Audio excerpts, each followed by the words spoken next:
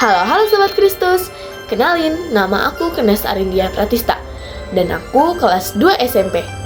Di video ini, aku mau sedikit sharing nih tentang salah satu tokoh Alkitab.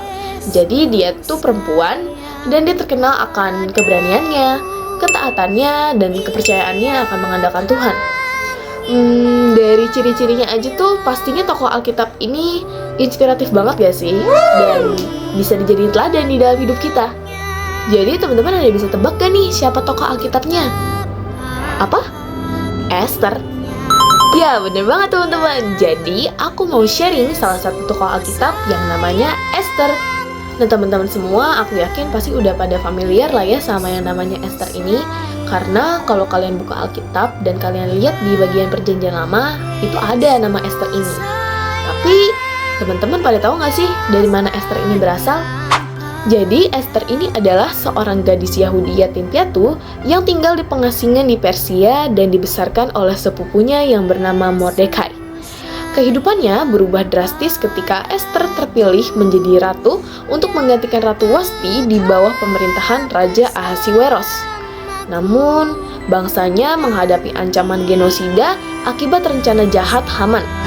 Haman ini adalah seorang pejabat tinggi yang merasa terhina oleh Mordekai dan menghasut raja untuk memusnahkan seluruh orang Yahudi. Ya berarti termasuk Esther ya, karena Esther ini adalah orang Yahudi teman-teman. Dan didorong oleh Mordekai dengan pesan terkenal bahwa ia mungkin menjadi ratu dalam tanda kutip ya teman-teman. Untuk saat seperti ini, Esther menunjukkan keberanian luar biasa dengan berpuasa dan kemudian menghadap raja tanpa diundang. Nah, tindakan Esther ini bisa beresiko hukuman mati loh teman-teman dalam hukum Persia. Berani banget kan si Esther? Lalu, melalui serangkaian perjamuan makan yang bijaksana, Esther akhirnya mengungkap identitas aslinya sebagai orang Yahudi, serta membongkar niat jahat Haman kepada raja. Akibatnya, raja menjadi marah besar, lalu Haman dihukum mati, lalu Mordekai diangkat menjadi pejabat tinggi dan orang Yahudi diizinkan untuk membela dirinya dari musuh-musuh mereka.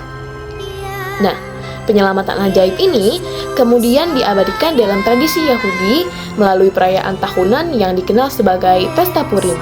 Oke teman-teman semuanya, jadi dari kisah singkat Esther tadi yang udah aku jelasin, kira-kira kalian ada yang sadar gak sih? Kalau misalnya tuh posisi kita saat ini nggak ada yang kebetulan loh. Kayak Esther, dia cuma orang biasa yang tiba-tiba jadi ratu, tapi ternyata Tuhan emang udah sediain dia, udah siapin dia untuk menjadi penyelamat dan pahlawan bagi bangsanya. Dan pesannya itu simpel kok teman-teman. Tuhan itu nempatin kita di suatu tempat pasti ada tujuan dan alasannya.